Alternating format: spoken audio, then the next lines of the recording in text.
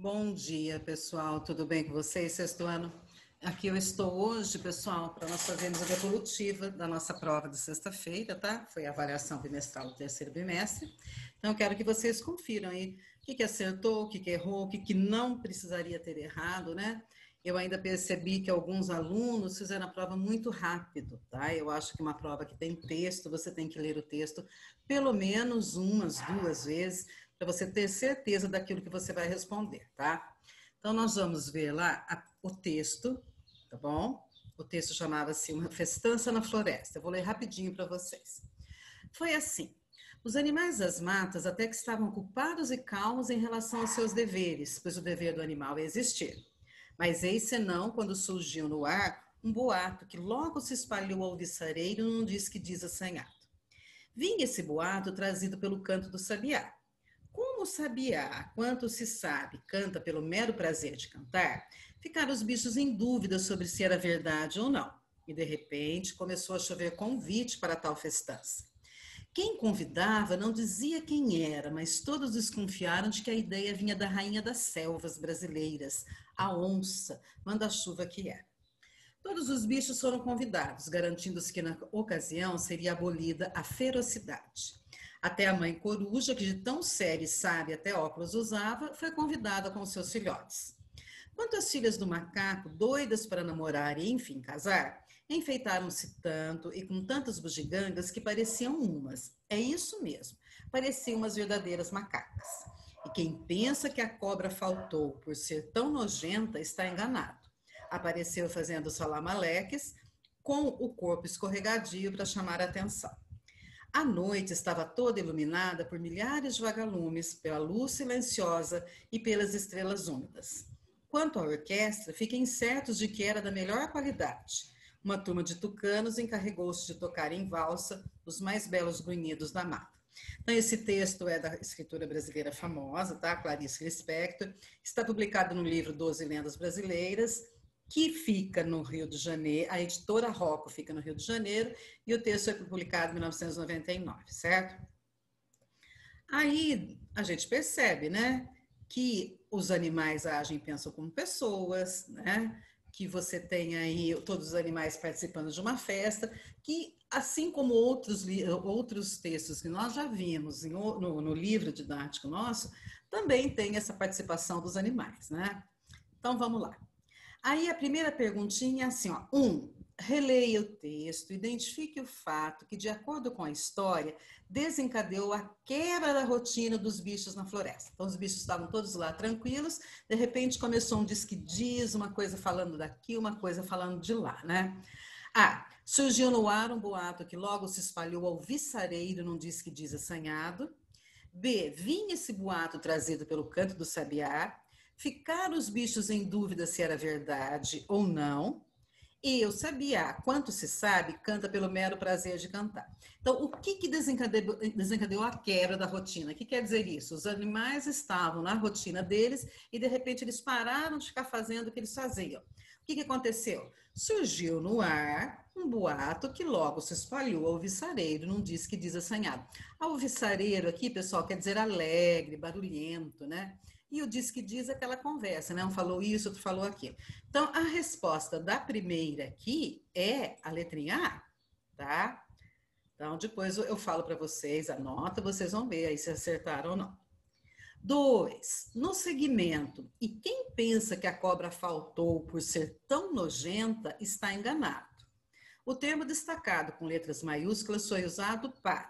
Então, veja, aqui eu tenho um tão. Então, quando eu falo assim, olha, aquele menino é tão estudioso, eu falei a característica dele de ser estudioso, mas eu estou o quê? Intensificando, né? Então, eu não estou falando apenas que ele é estudioso, ele é tão estudioso, quer dizer que ele é muito estudioso. Quando eu uso esse tão, olha, o termo destacado com letras maiúsculas foi usado para definir uma característica da cobra. B, intensificar uma característica da cobra, complementar uma característica da cobra ou mostrar uma ação da cobra. Então, a letrinha certa aí, pessoal, é a letrinha D. intensificar. Mais do que definir a característica, quando nós usamos o tão, esse tão tem ideia de intensificar, de aumentar, tá? Então, espero que tenha acertado a 2 também. 3. Releia esta passagem do texto. A noite estava toda iluminada por milhares de vagalumes, pela lua silenciosa e pelas estrelas úmidas. Nessa passagem, o texto. Então, veja, olha, como que estava a lua iluminada? Tinha muitos vagalumes? Sim, milhares. Como estava a lua? A lua estava silenciosa. E as estrelas, como elas eram? Úmidas. Então, veja, um trecho que tem adjetivos iluminada, silenciosa, úmidas, que especifica quantos vagalumes tem, você tem aqui o numeral milhares. Quando você tem um trechinho com vários adjetivos, pessoal, é porque você está fazendo uma descrição. Então, no exercício 3, a letrinha certa é: esse trecho aqui descreve a noite em que se deu a festança na floresta. Dá uma opinião? Não. Levanta uma hipótese? O que é isso, levanta uma hipótese? Ah, eu acho que eu acho isso, eu acho aquilo. Isso é hipótese, tá?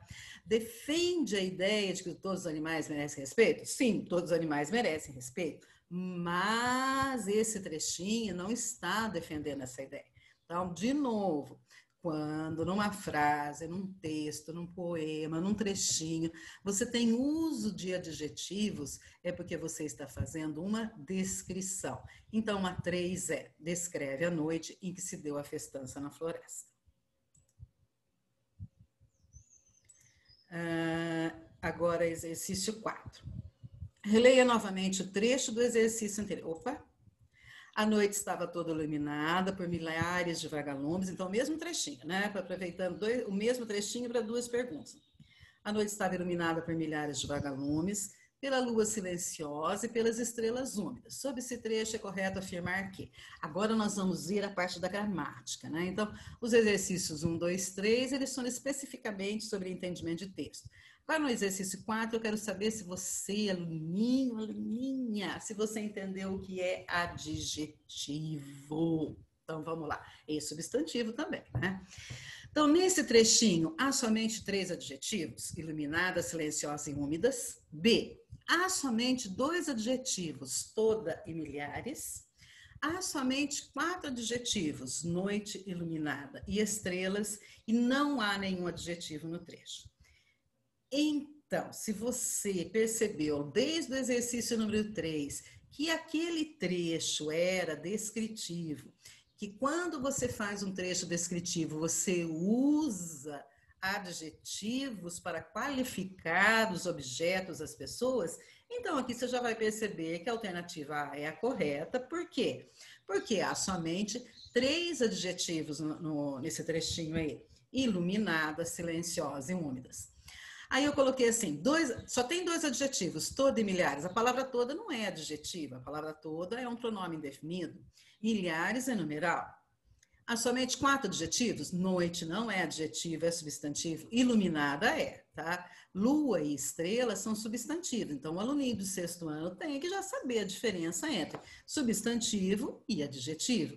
Aqui você tem noite, lua e estrelas como substantivos. E não há nenhum adjetivo no trecho. Tá? Então, essa daí está descartada. 5. Para os bichos da floresta, a ideia da festança partiu. Ou seja, da onde que veio a ideia de fazer a festa? Do sabiá, da onça, da mãe coruja, dos tucanos. Se você voltar lá no texto, você vai ver que ele fala assim, olha, com certeza a ideia passou da rainha, né, da manda-chuva da floresta. Quem é a manda-chuva da floresta, na opinião dos bichos? A onça. Por quê? Porque é um animal mais forte, mais esperto, que vai atacar os outros, né? Então, a ideia da festança partiu da onça. Exercício 5, letrinha B. Era só reler o texto que você não tinha problema. O pessoal não pode ter preguiça de reler o texto, tá? Você tem 1 hora e meia para fazer a prova. Dá tempo de ler o texto quantas vezes você quiser. Ah, mas eu sei, eu não gosto, não sei o quê, é preguiça de ler o texto. Aí você erra uma questão fácil dessa porque era só você voltar, acho que na terceira ou quarta linha do texto, você tem lá, olha, e a manda-chuva, todos acharam que a ideia era da manda-chuva da floresta.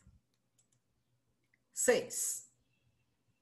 Assinale a alternativa em que a locução adjetiva foi substituída pelo adjetivo correspondente. Então, nessa frase aqui, você tem locuções adjetivas, porque é um adjetivo com duas palavrinhas, tá? E eu quero saber onde que foi substituído corretamente a locução adjetiva pelo adjetivo.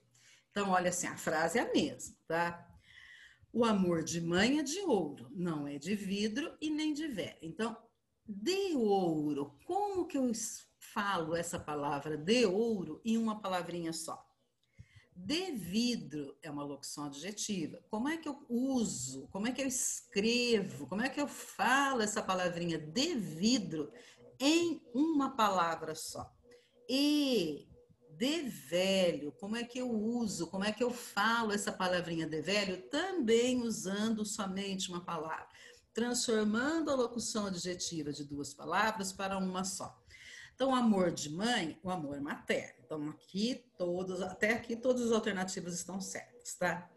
O amor materno é de ouro, é áureo, é lupino, é passional ou é ocular, tá? Então, o amor de mãe é áureo. Áureo refere-se a de ouro. Não é de vidro, ele não é vítreo. Viperina é outra coisa, argento é de prata, magistral é de mestre, tá? Não é nada disso. Ainda continua lá com a letrinha A. E nem de velho, nem senil. Então, tudo que é senil refere-se a velho. Então, a resposta da letra C, do exercício 6, é a letrinha A. O amor de mãe é de ouro, não é de vidro e nem de velho. Vai ficar como? A locução adjetiva foi substituída por qual adjetivo? O amor materno é áureo, não é de vidro e nem senil. Exercício 7. Assinale a alternativa em que há substantivos derivados. Então, existe na nossa língua os substantivos primitivos e os substantivos derivados. Os substantivos primitivos, eles vão dar origem a uma outra palavra. Essa outra palavra é um substantivo derivado. Quando eu tenho assim, por exemplo, terra, terreiro, terráqueo, terrestre. Então, terra é primitivo e essas outras palavras são derivadas. Casa, casinha, casebre, casarão, caseiro são substantivos derivados da palavra casa, tá? Então, você vai ter o substantivo primitivo e os derivados, né? Os que vêm dessa palavra. Então, vamos ver. Na letrinha A, você tem 4 substantivos. Fé, paixão, amor e saudade. Essas palavras vêm de alguma outra palavra? Eu posso falar que saudade vem da palavra sal? Não, né? Na letrinha B, essas palavras estão com letra maiúscula. Essas palavras são substantivos próprios. Nós já aprendemos que o substantivo próprio que é escrito com letra maiúscula. Carlos, Brasil, é nome próprio de pessoa, de país, de estado, de cidade, tá? Aqui, letrinha C. Arvoredo, macarronada, jornalista e jardinagem. Aqui está a nossa resposta certa. Por quê? Porque arvoredo é um conjunto de árvores, então vem da palavra árvore. Macarronada vem da palavra macarrão, ela é derivada de macarrão.